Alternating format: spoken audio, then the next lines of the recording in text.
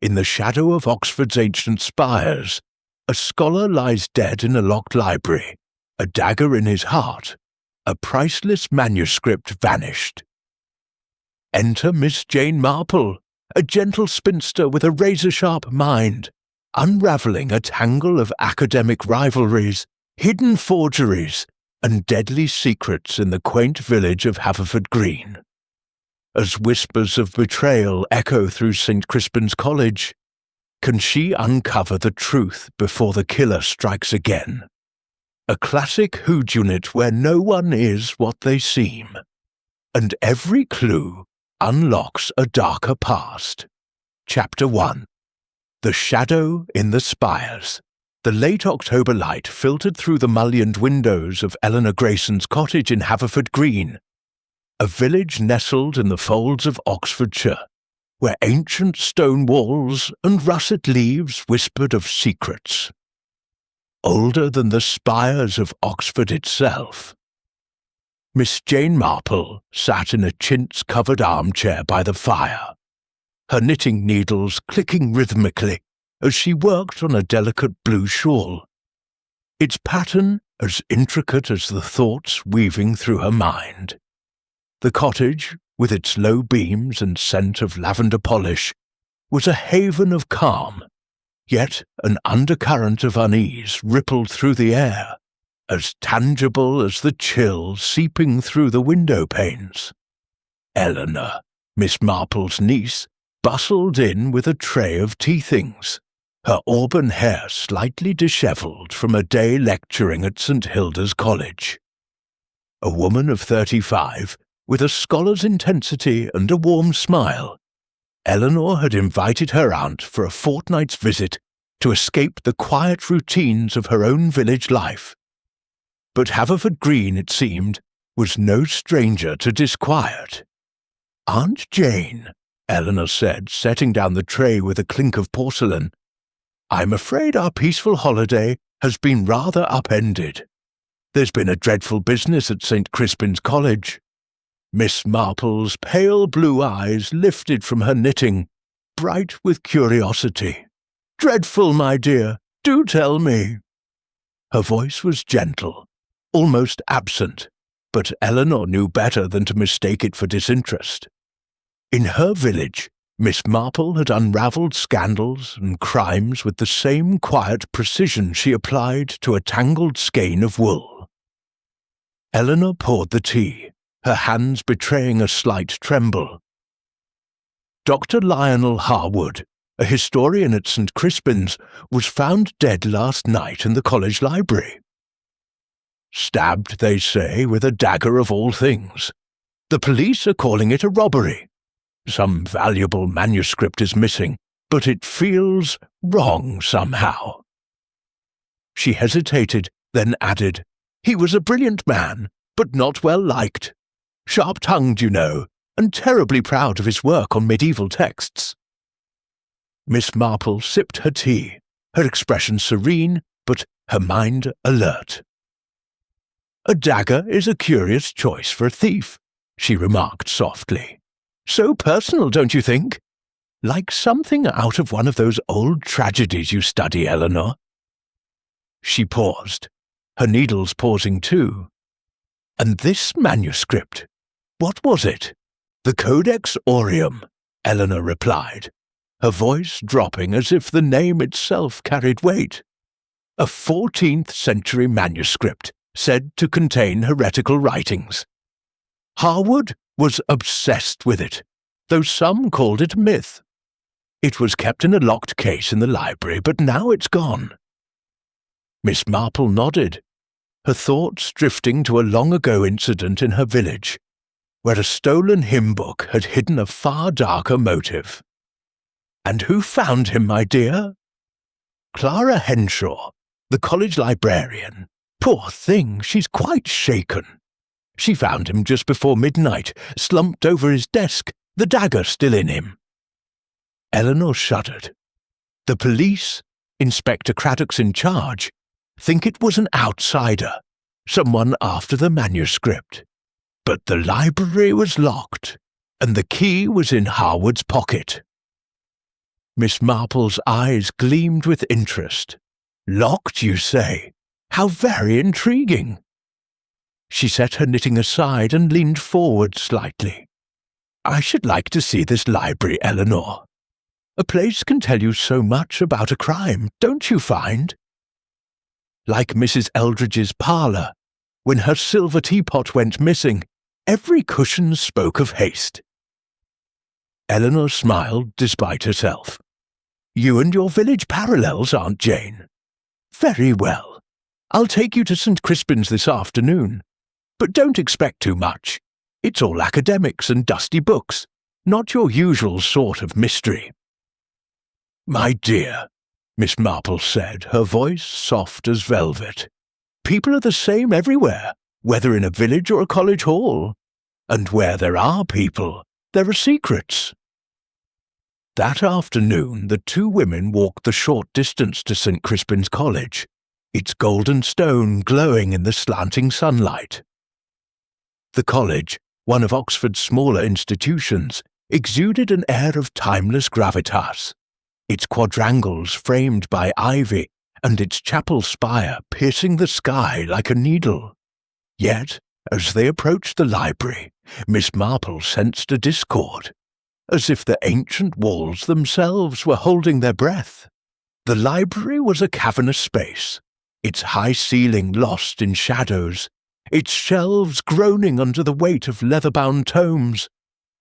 Tall, narrow windows let in slivers of light, illuminating motes of dust that danced like tiny conspirators. A spiral staircase of wrought iron twisted up to a gallery near the ceiling, where rare manuscripts were kept. Miss Marple's gaze lingered on the staircase, its steps worn smooth by centuries of scholars. "Not an easy climb," she murmured, "and yet so exposed." Eleanor pointed to a heavy oak desk in the centre, cordoned off with police tape. "That's where they found him. The digger was, well, you can imagine." She gestured to a glass-fronted case nearby, its lock gleaming but faintly scratched, as if someone had tested its resolve. "That's where the codex was kept. Only Harwood and Clara had keys." Miss Marple stepped closer, her sensible shoes silent on the polished floor. She noted the desk's disarray, papers scattered, an inkpot overturned, a single quill pen lying askew. The chair was pushed back, as if Harwood had stood to meet his attacker. "No struggle, I see," she said quietly. He knew his visitor, perhaps. Her eyes flicked to the door, its iron lock unblemished. And this was locked from the inside. Eleanor nodded. Clara said she had to use her key to get in. The police found Harwood's key in his coat, hanging by the door. Miss Marple's lips pursed slightly, a sign of deep thought. "How very convenient," she said, almost to herself. She turned to Eleanor, her face as placid as a village pond. "Who else were about that night, my dear? Colleges are such busy places, even after dark." Eleanor frowned, recalling snippets of gossip. "Clara was there, of course. And I heard Professor Margaret Vane was working late in her office. She and Harwood were rivals, always bickering over funding. Then there's Dr. Rupert Blake, a young fellow who owed Harwood his position but resented his interference. Oh, and Mr. Gerald Tate, an alumnus who's been pouring money into the college. Harwood was digging into his donations, I hear, which didn't sit well." Miss Marple nodded, storing each name like a stitch in her knitting. "And the grounds? Someone keeps these roses so beautifully tended." She glanced out a window at the manicured gardens, where a man in rough tweeds was clipping hedges with methodical care. "That's Tom Fletcher, the groundskeeper," Eleanor said. "He's always about, though I don't know if he was here that night. A bit of an odd sort. Keeps to himself." Miss Marple's gaze lingered on Tom, noting the way his hands moved with a precision that seemed almost too deliberate. "People who keep to themselves often see more than they let on," she said, her voice barely above a whisper. "Like old Mr. Hodge, who tended the vicarage garden and knew every soul's comings and goings." As they left the library, the shadows lengthened across the quad, and Miss Marple felt the weight of unseen eyes. Haverford Green might lack the cosy familiarity of her own village, but its secrets were no less human. A man was dead, a dagger had found its mark, and a manuscript had vanished into the night. The puzzle was intricate, but Miss Marple's mind was already threading the needle, ready to sew the truth from the fabric of lies. Chapter 2. The Scholar's Secrets. The senior common room at St. Crispin's College was a sanctuary of polished oak and faded grandeur, its walls lined with portraits of long-dead dons whose eyes seemed to follow the living with silent judgment. Miss Jane Marple sat near a bay window, her knitting needles moving with the steady rhythm of a metronome, producing a soft grey scarf that seemed to grow as effortlessly as her thoughts. The afternoon sun cast dappled light through the leaded panes, illuminating the faces of those gathered for tea, a ritual as old as the college itself. Yet today it crackled with unease. Eleanor had arranged for her aunt to meet the figures entangled in Dr. Lionel Harwood's murder, and Miss Marple, with her deceptively mild air, was ready to listen. Eleanor poured tea from a silver pot, her academic poise strained by the morning's revelations. "Aunt Jane," she whispered, leaning close, "these are the people closest to Harwood. Be careful, they're clever, but not all are kind." Miss Marple nodded, her eyes bright with the quiet alertness of a village spinster who had seen more of human folly than most. She recalled Mrs. Carver from Haverford Green's post office, whose gossip had once unmasked a pilferer of parish funds and settled in to observe. First to approach was Professor Margaret Vane, a tall woman in her 50s with sharp cheekbones and a manner as crisp as her tailored tweed suit. Her dark hair, streaked with grey, was pulled into a severe bun, and her eyes held a glint of defiance. "Miss Marple, is it?" she said, her voice carrying the clipped precision of a lecture hall. "Eleanor tells me you're fond of puzzles. A pity this one's so sordid." She sat, accepting a cup with a nod, but her fingers tightened briefly on the saucer. Miss Marple noted the gesture, so like Mrs. Eldridge's when questioned about her missing silver. "Dr. Harwood's death is a great loss, I'm sure," Miss Marple said gently. "You worked closely with him, I understand." Vane's lips thinned. "Closely? Hardly. Lionel thought medieval history began and ended with his precious manuscripts. My work on monastic charters was pedestrian, he said." Her tone was dry, but a flush crept up her neck. "We disagreed often, but I was in my office that night, revising a paper. The police have my statement." Miss Marple's needles clicked softly. "How trying to be so misunderstood," she murmured, thinking of a Haverford Green baker whose rivalry with a neighbour had turned bitter over less. Vane's alibi was firm, but her resentment lingered like a shadow. Next came Dr. Rupert Blake, a young fellow whose boyish charm was tempered by a restless energy.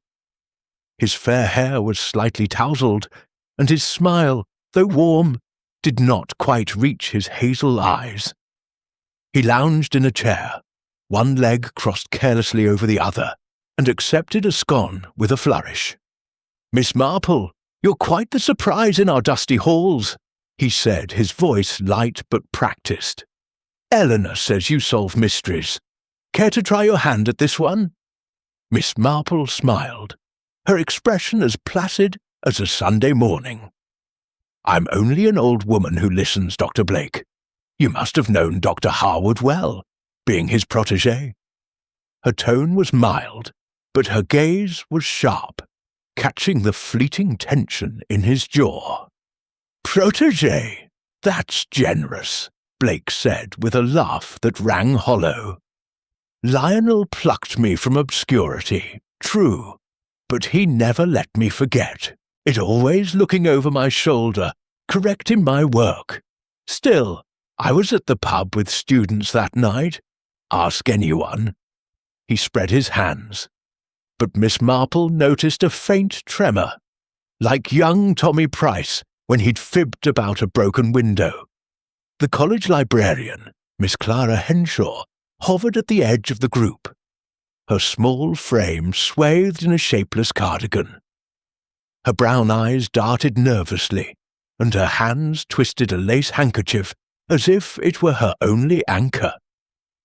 Eleanor coaxed her forward, and Clara sat, her teacup rattling in its saucer. I found him," she stammered, her voice barely above a whisper. "It was awful, Miss Marple. Blood on the desk and that dagger," she shuddered, her pale face crumpling. There, my dear," Miss Marple said, her voice soothing as a lullaby. "It must have been dreadful. You locked the library that night, I suppose?" Her question was gentle, but her eyes noted Clara's sudden stillness, like Miss Finch when questioned about a missing church key. "Yes, I always lock it," Clara said quickly. "But Lionel, Dr. Harwood, had his own key. He stayed late studying that manuscript. I checked the locks at 9, then went home. I only came back because I'd forgotten my shawl." Her fingers tightened on the handkerchief, and Miss Marple wondered what else Clara might have forgotten to mention. The final figure was Mr. Gerald Tate, a broad-shouldered man in his 60s, his silver hair immaculate and his suit bespoke. His presence filled the room, not with warmth, but with the weight of wealth and influence. He greeted Miss Marple with a courteous nod, but his grey eyes were cold. Assessing her as one might a minor inconvenience.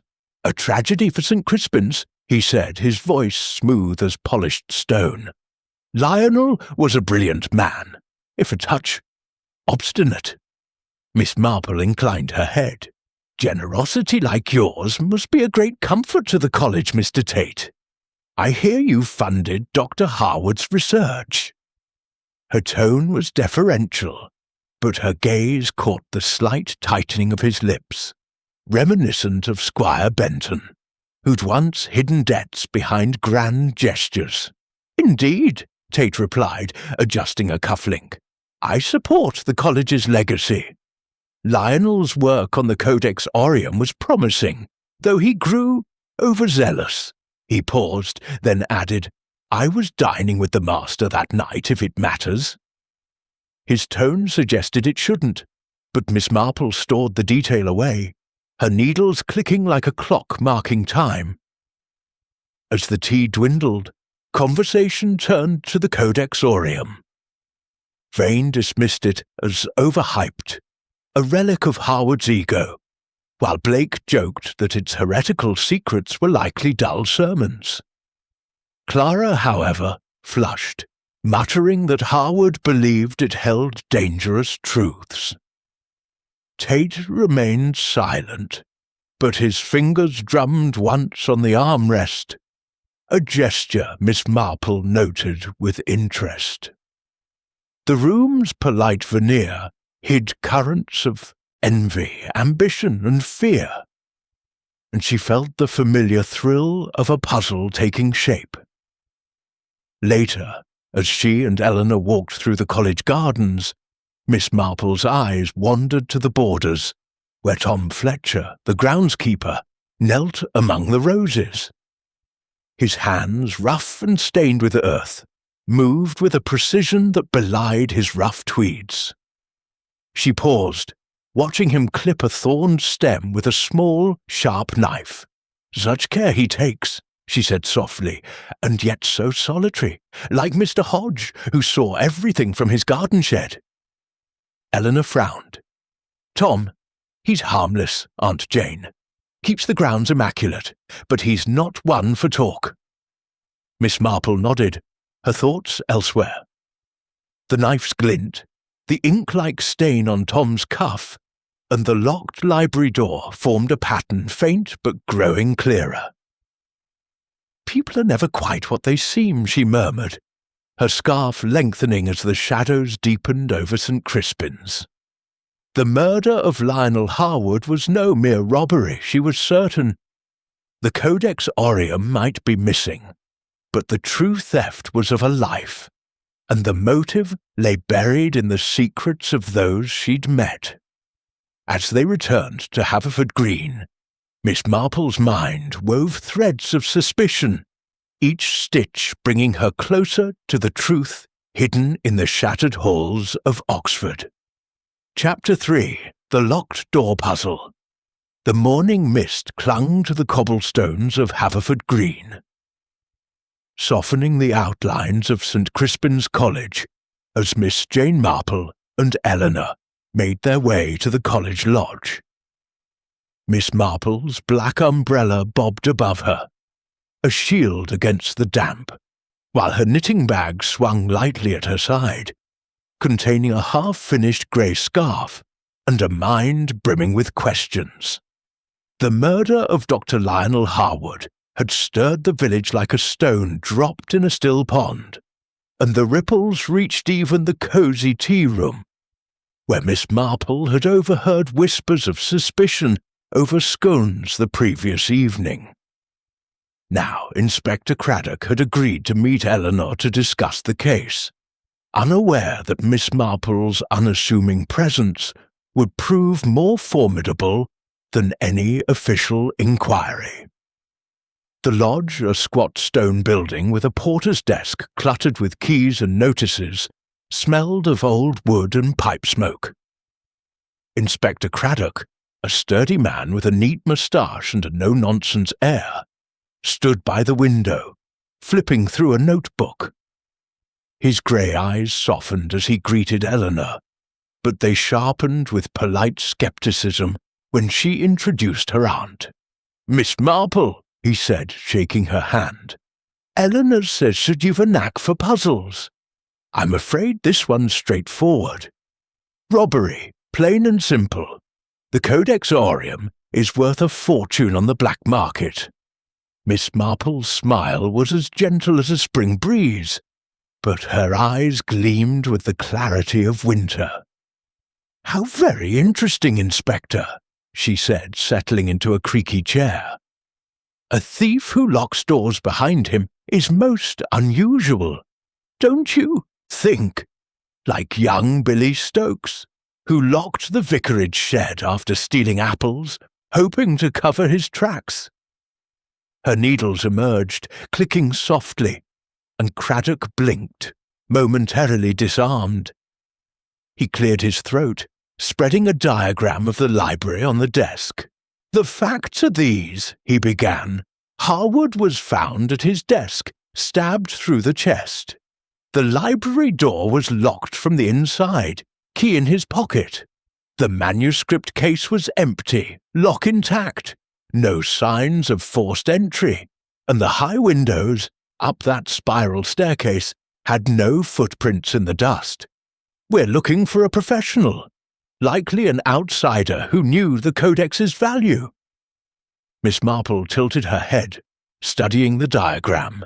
"And the dagger, Inspector? Was it something one might find in a scholar's library?" Craddock frowned, consulting his notes. "Old ornamental, with a carved handle. Likely from the college's collection. Harwood had it on his desk for show. The killer used what was at hand, which suggests impulse, not planning. Or familiarity," Miss Marple murmured, her needles pausing. Someone who knew the library well might choose such a weapon, don't you think? Like Mrs. Potter's nephew, who used her own kitchen knife in that unfortunate quarrel. Craddock's brow furrowed, but he made no reply, and Miss Marple sensed he was not yet ready to look beyond his thief. Eleanor, eager to assist, asked, "What about the key, Inspector? If the door was locked from the inside, how did the killer leave?" Craddock shrugged. "Simple enough. The murderer took Harwood's key, locked the door, and slipped it back into his pocket through the letter slot. We found faint scratches on the slot's edge. Suggests someone fumbled in a hurry." Miss Marple's eyes narrowed slightly, a sign of deep thought. "A letter slot," she said softly. "How convenient for a thief to think of it. And yet so risky, with the Porter's Lodge so near." She recalled a Haverford greengrocer who'd hidden stolen coins in plain sight, trusting no one would look twice. The key's presence felt too neat, like a stitch deliberately dropped to distract. Determined to see the library again, Miss Marple persuaded Eleanor to accompany her back to the scene. The great oak door loomed as they entered, its iron lock gleaming under the dim light of a chandelier. The library was silent, save for the faint creak of floorboards and the distant toll of a chapel bell. Miss Marple's gaze swept the room, noting details overlooked in her first visit. A single candle, half-burned, on a side table, a faint smudge of wax on the floor near the manuscript case, and a brass paperweight, slightly askew, as if nudged by a careless hand. She approached the case, its glass door reflecting her small, neat figure. The lock, as Craddock had said, was unmarred, but Miss Marple's sharp eyes caught a tiny nick on the hinge, barely visible. "Curious," she murmured, running a finger along the edge. "A lock so secure, yet touched by something sharp, like Miss Harrow's jewellery box, which was opened with a hairpin, not a key." Eleanor, puzzled, followed her aunt to the spiral staircase. The iron steps curled upward to the gallery, where shadows pooled like ink. Miss Marple climbed slowly, her hand steady on the rail, and paused at the top. The high windows, narrow and arched, were indeed dusty, their sills untouched. But a faint breeze stirred the air, and she noticed a window latch slightly ajar, its bolt not fully engaged. "How odd," she said, her voice barely audible. "A window left open, yet no one climbed through. Perhaps it was opened for another reason."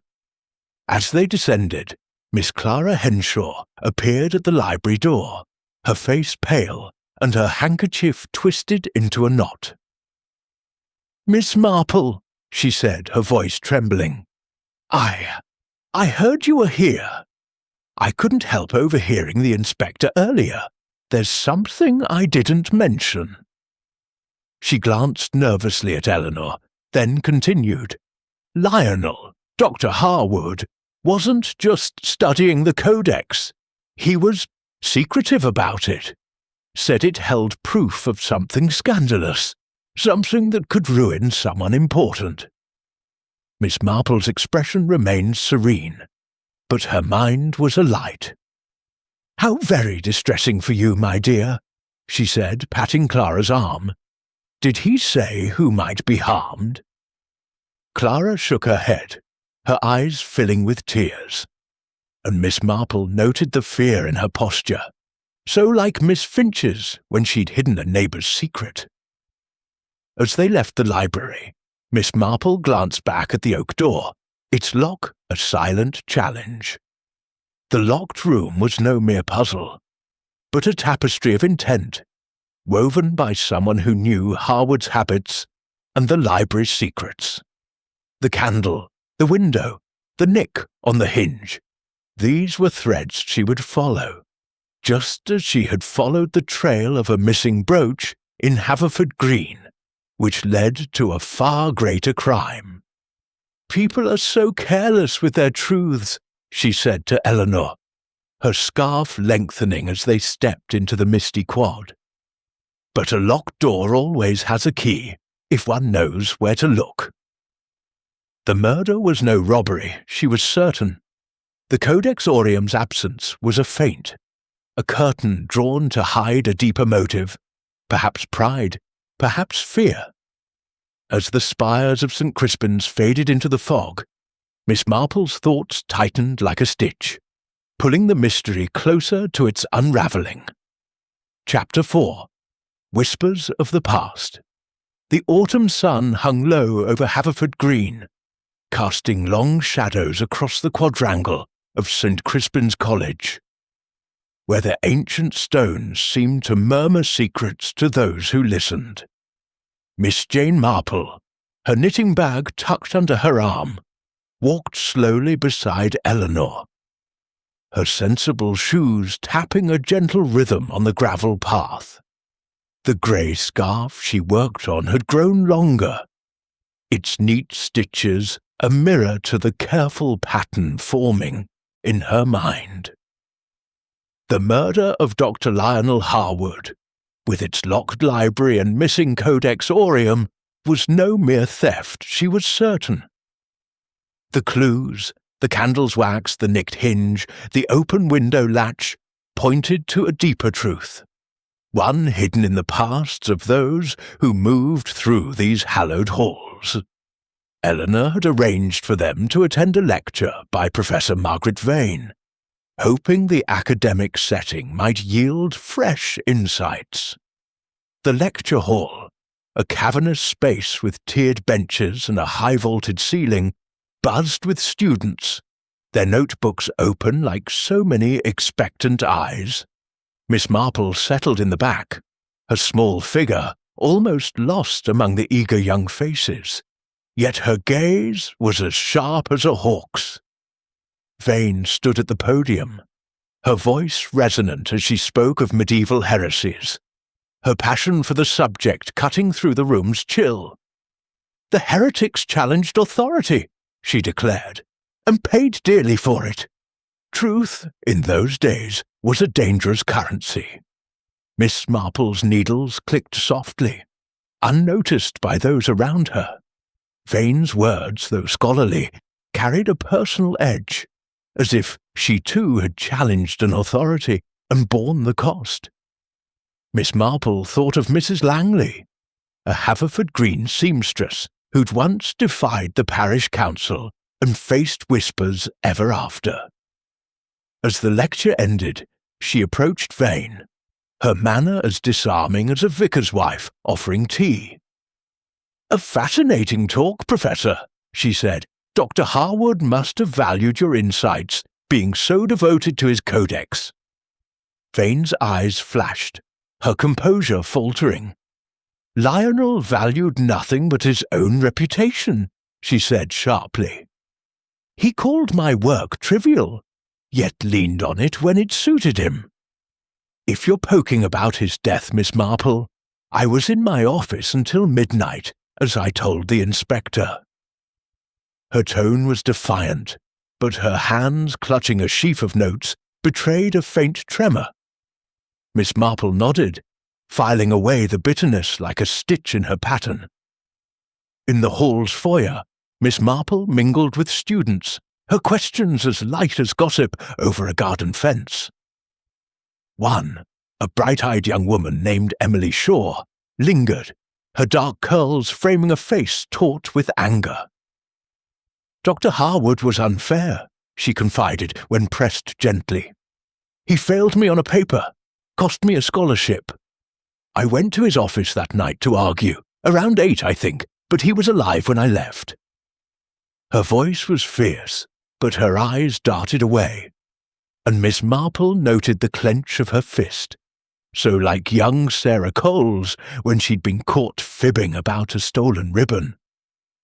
Eleanor, overhearing, whispered to her aunt, "Emily's proud, but she's no killer. Still, she's not the only one with a grievance. She nodded toward a cluster of students murmuring about Dr. Rupert Blake, the charming junior fellow. Word was that Harwood had quashed rumours of Blake's dalliance with a student, but not out of kindness. Control, they said, was his motive. Miss Marple's lips pursed slightly. "Power over others is a dangerous thing," she murmured, recalling a Haverford Green curate who'd wielded influence too freely. Seeking another perspective, Miss Marple suggested a stroll through the college gardens, where the air was sharp with the scent of damp earth and fading roses. There, Tom Fletcher, the groundskeeper, was raking leaves, his movements methodical, but his eyes wary. She paused, watching him from a distance, noting the absence of the ink-like stain she'd seen on his cuff the day before. "Good morning, Mr. Fletcher," she called, her voice warm. "Your roses are a credit to the college. Were you tending them the night Dr. Harwood died?"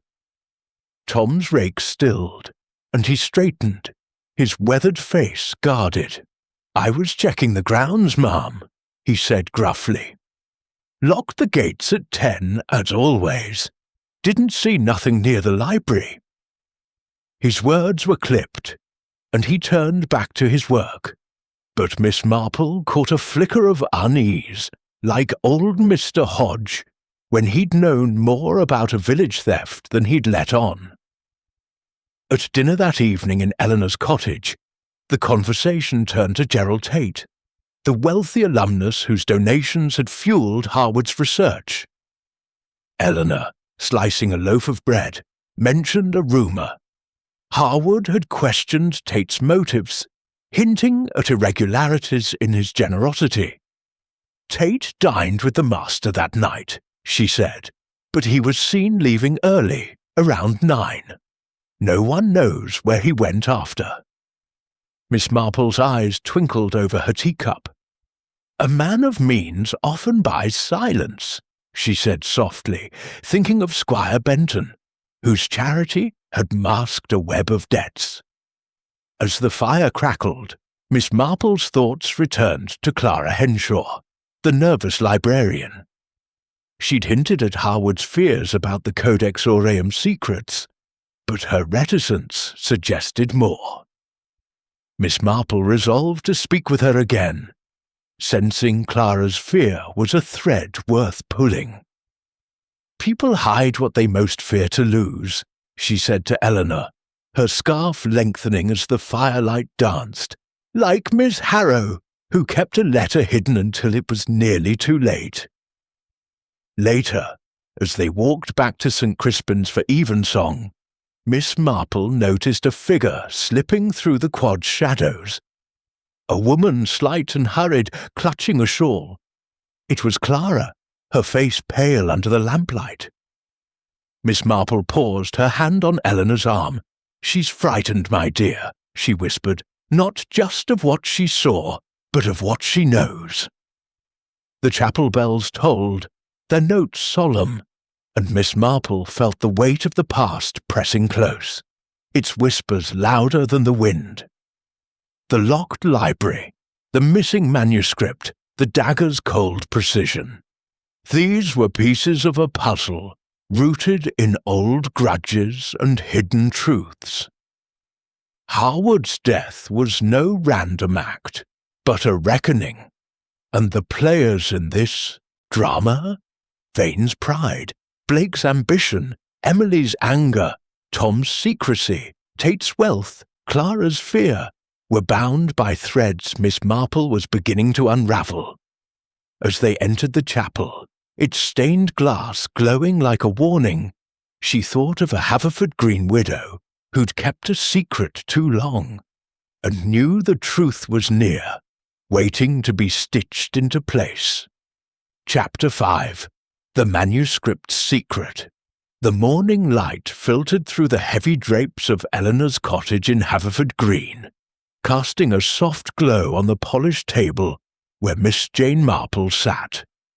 her knitting needles weaving a grey scarf with the same quiet precision as her thoughts. The murder of Dr. Lionel Harwood, with its locked library, missing Codex Aurum, and tangled web of motives, had grown more intricate with each passing day. The clues, the nicked hinge, the open window latch, the smudge of wax, pointed not to a simple theft, but to a crime rooted in secrets older than the college's weathered stones.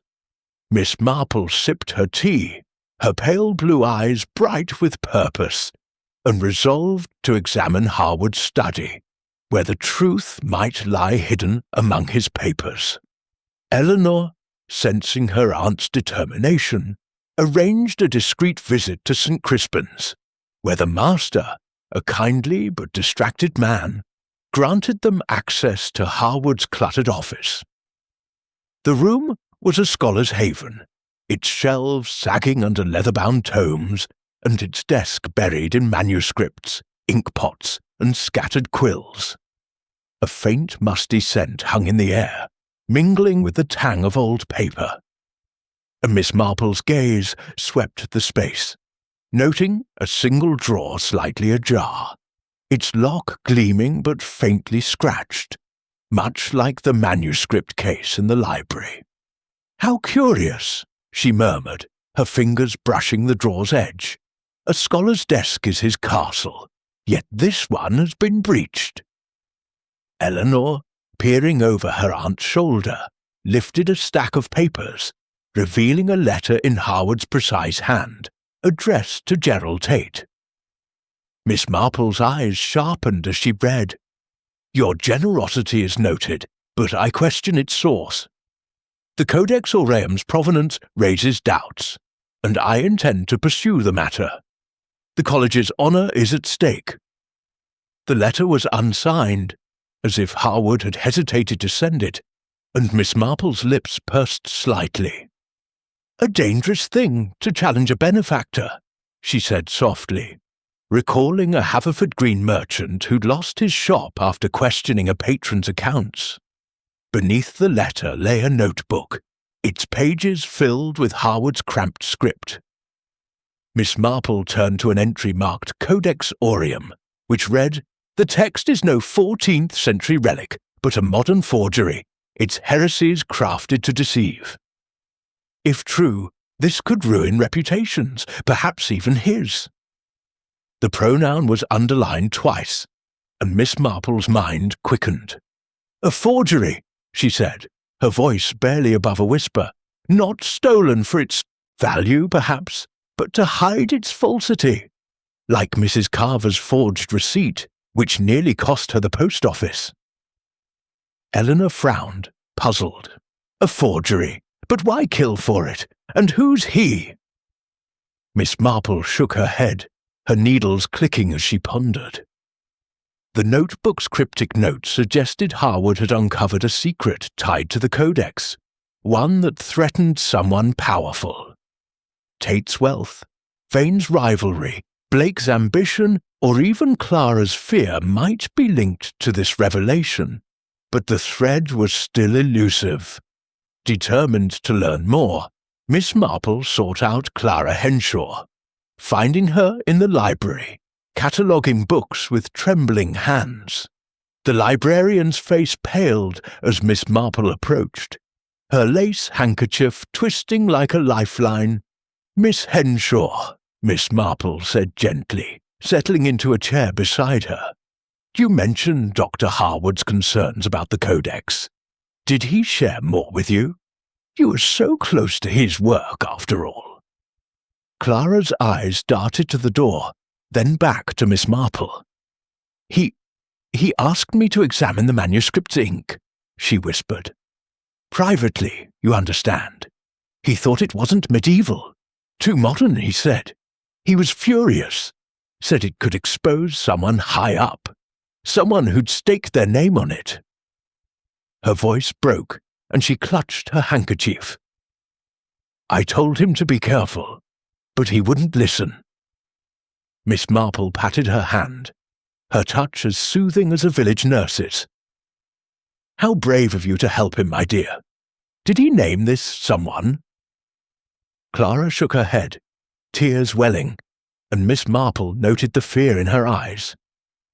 So like Miss Finchett's when she'd hidden a neighbour's scandal. "Fear keeps secrets locked away," Miss Marple murmured, "but they have a way of slipping out." That afternoon, Inspector Craddock called at the cottage, his face grim. "We've a lead, Miss Grayson," he said, nodding to Eleanor, but glancing warily at Miss Marple. "A London book dealer was offered the Codex Aureum 2 days ago, refused it, said it was too hot. The seller was anonymous, but we're tracing it." He paused, then added, "I still say it's a professional job. The locked door, the key in Harwood's pocket, it's too clever for an amateur." Miss Marple's needles paused, her expression serene. "Cleverness can be a mask, Inspector," she said, "like young Tommy Price, who locked a shed to hide his theft, only to leave crumbs on the floor." Craddock blinked, unaccustomed to such parallels, but Miss Marple's mind was elsewhere. The Codex's brief appearance in London felt like a distraction, not a motive. If it was a forgery, its value lay in what it concealed, not what it was. As evening fell, Miss Marple sat by the cottage fire, her scarf lengthening as her thoughts wove tighter. The letter to Tate, the notebook's warning, Clara's confession. These pointed to a crime of concealment, not gain. Harwood's discovery of the Codex's falsity threatened someone's reputation, perhaps their power. Tate's donations, Vane's pride, Blake's secrets, or even Tom Fletcher's quiet watchfulness, each held a piece of the puzzle. She recalled a Haverford-Green widow who'd hidden a forged will, thinking it would protect her, only to unravel her own lies. Eleanor, sensing her aunt's focus, asked, "What now, Aunt Jane? The Codex's trail is cold, and the police are set on their thief." Miss Marple's eyes twinkled over her knitting. "We must look closer, my dear. A secret is like a loose thread. Pull gently, and the whole pattern unravels." She resolved to watch the suspects more closely, certain that one would betray themselves, as they always did in her village, where human nature was no different from the halls of Oxford. The fire crackled, and outside the spires of St. Crispin's loomed through the dusk, their shadows hiding truths Miss Marple was determined to uncover. The Codex Aureum was no mere manuscript, but a key to a motive, and the murderer, she knew, was closer than the police believed. As her needles clicked, she felt the pattern nearing completion, each stitch bringing her nearer to the heart of the shattered halls. And Chapter 6. The trap is set. The twilight over Haverford Green draped St. Crispin's College in a veil of amber and shadow, the spires standing like silent sentinels against the deepening sky. Miss Jane Marple sat in Eleanor's cottage, her knitting needles crafting the final rows of her grey scarf, their rhythmic click a counterpoint to the crackle of the fire. The murder of Dr. Lionel Harwood, with its locked library, forged Codex Aureum, and web of motives, was nearing a resolution in her mind. The clues, the nicked hinge, the open window latch, the wax smudge, Harwood's letter to Tate, had woven a pattern, but the final thread required a nudge, a gentle push to make the guilty betray themselves. Miss Marple, with the patience of a village spinster who had unravelled many a scandal, knew that truth, like a shy creature, often needed coaxing into the light. Over tea, she shared her plan with Eleanor, her voice as soft as the lamplight. "My dear," she said, "people are careless when they feel watched. If we let it be known that someone saw a figure near the library that night, without naming them, the guilty one may act rashly, like Mrs. Langley, who confessed to a theft when she thought the vicar had seen her. Eleanor's eyes widened, but she nodded, trusting her aunt's instinct, honed by years of village intrigues. Miss Marple suggested they speak with Inspector Craddock, who was dining at the college that evening. The dining hall of St. Crispin's was a grand affair, its long tables gleaming under chandeliers. The portraits of past masters gazing down with austere approval. Craddock, seated beside the master, listened as Eleanor, with rehearsed hesitation, mentioned a rumour. Student had seen someone lurking near the library on the night of the murder, though they feared to come forward. Miss Marple, sipping her soup with apparent disinterest, watched the faces around the table. Professor Margaret Vane's sharp glance, Dr. Rupert Blake's forced smile, Miss Clara Henshaw's trembling spoon, and Mr. Gerald Tate's sudden stillness, his fork paused mid-air. Craddock frowned, his moustache twitching. "A witness? Why wasn't I told?" he demanded. Eleanor, playing her part, murmured about the student's fear of reprisal, and Miss Marple added gently, "Young people are so easily frightened, Inspector, like Tommy Price, who hid a broken window's truth until gossip flushed him out." Craddock grunted, promising to investigate, and the rumour spread like wildfire through the college, as Miss Marple had intended. That night, she proposed a walk through the college gardens, ostensibly to clear her head. The air was crisp, scented with wet leaves and the faint musk of roses, and the paths were lit by flickering lamps. Miss Marple moved slowly, her umbrella tapping the ground, but her senses were alert. She paused near a stone bench, her eyes scanning the shadows, and was not surprised when Tom Fletcher, the groundskeeper, emerged from behind a yew hedge, his face taut with unease. "Evening, ma'am," he said, his voice gruff. "Found something you might want to see. A key, dropped in the rose bushes near the library." Miss Marple's eyes twinkled as she accepted the small brass key, its edges worn but clean. "How very kind of you, Mr. Fletcher," she said, her tone as warm as a village tea party. "Found just now, was it? How fortunate." Tom shifted, his hands buried in his pockets, and muttered something about checking the grounds.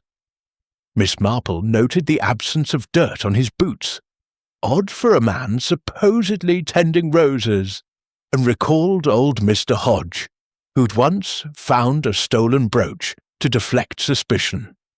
"You might show it to Inspector Craddock," she suggested, knowing he would not. As Tom retreated, Eleanor whispered, "Aunt Jane, do you think he's involved?" Miss Marple shook her head slightly. "He knows something, my dear, but guilt is a heavier burden, like Miss Harrow's nephew, who carried another's secret." The key, she suspected, was a plant, meant to mislead, but it confirmed her sense that the murderer was growing nervous. The next morning, Miss Marple visited the library, where Clara Henshaw was sorting manuscripts, her hands fluttering like trapped birds. The librarian started at Miss Marple's approach, her handkerchief falling to the floor. "Miss Henshaw," Miss Marple said gently, bending to retrieve it, "you seem troubled. Is there more you wish to share about that night?" Clara's eyes filled with tears, and after a moment's hesitation, she spoke in a rush. "I saw Mr. Tate," she confessed, her voice a whisper. "In the library, arguing with Dr. Harwood, just before I left at 9. They were shouting about money, something about the codex being a lie, I didn't tell the police. I was afraid."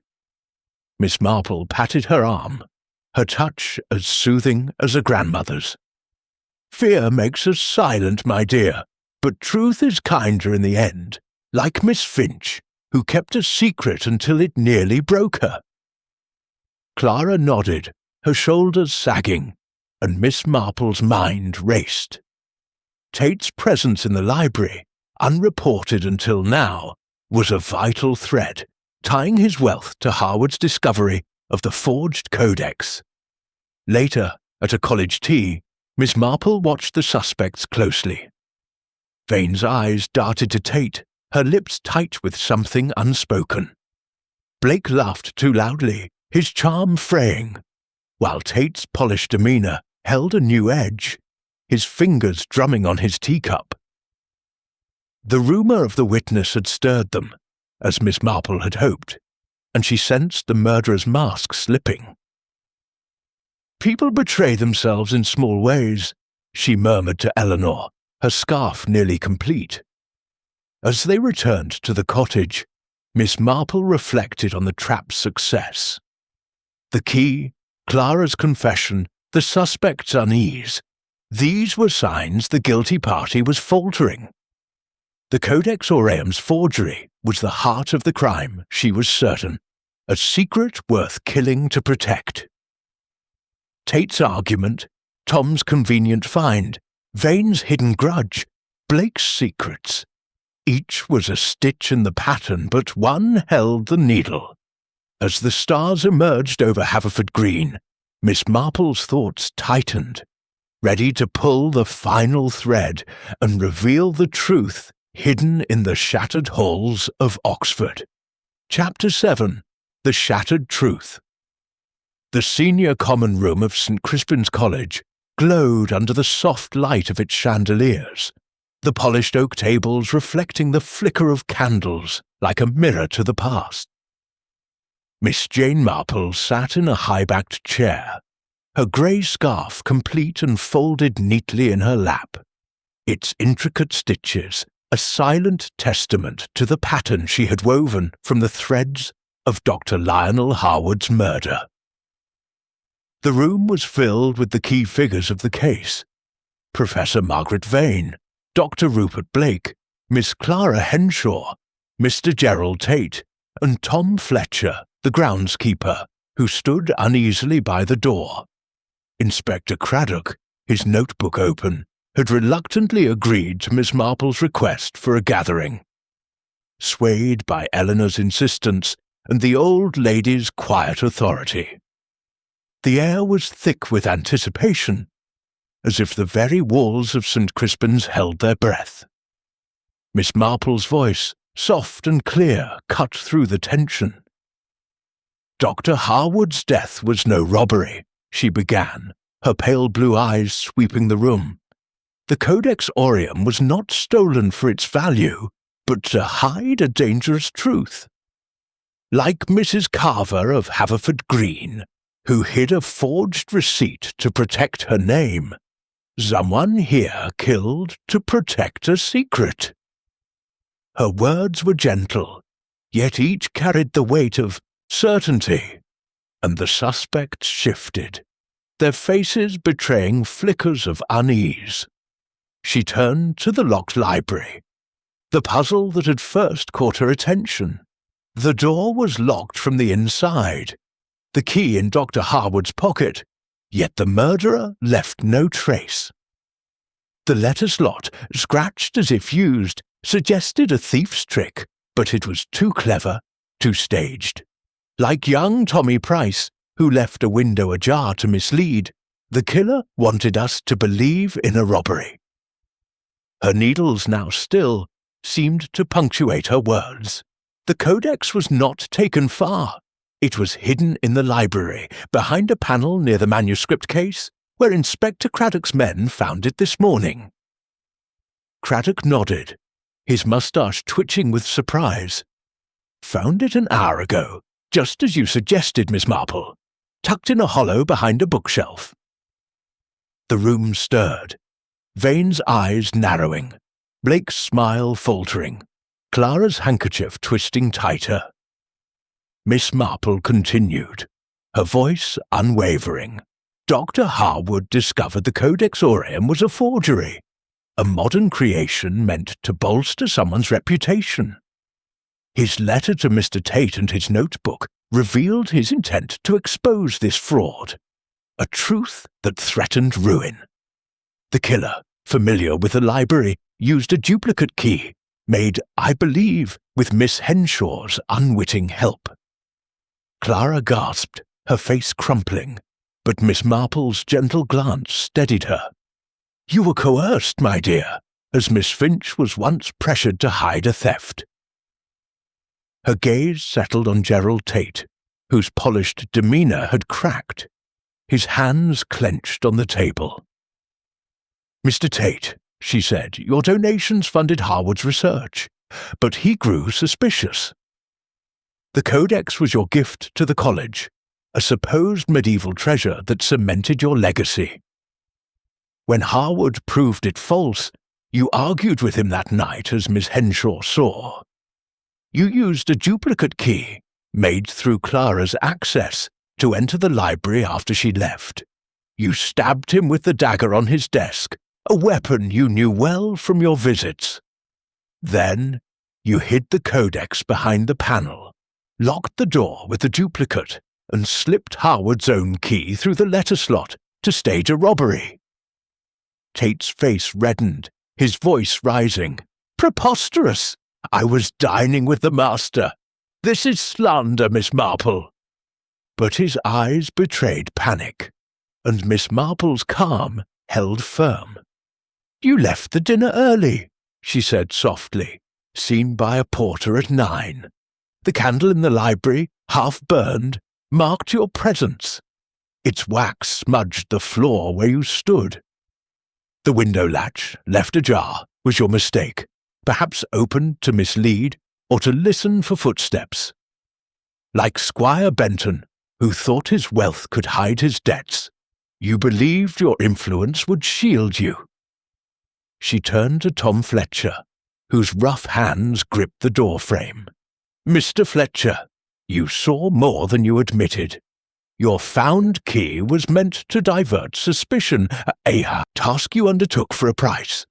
Like Mr. Hodge, who took a bribe to stay silent, you knew too much to refuse. Tom's face paled, and he looked away, his silence a confession. Miss Marple's eyes softened as she addressed Clara.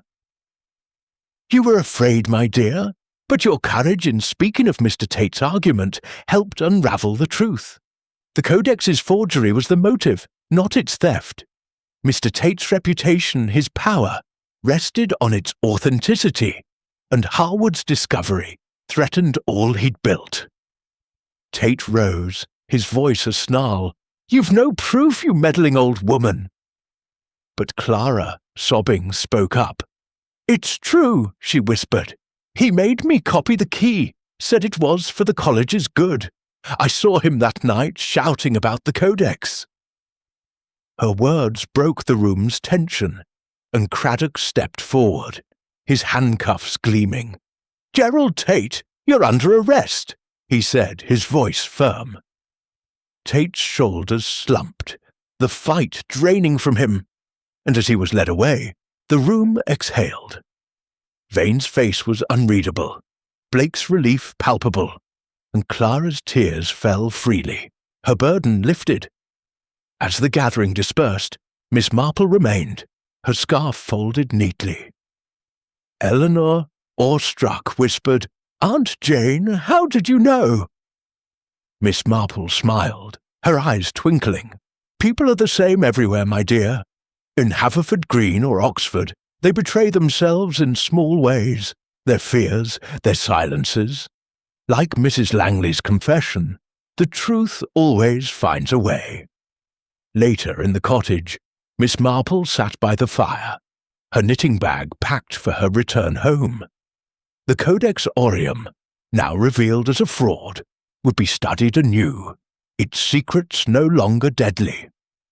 St. Crispin's would heal, its halls no longer shattered by lies. As Eleanor poured tea, Miss Marple reflected on human greed and pride, so like the village scandals she'd known. "It's always the small things," she said softly, "that unravel the greatest crimes.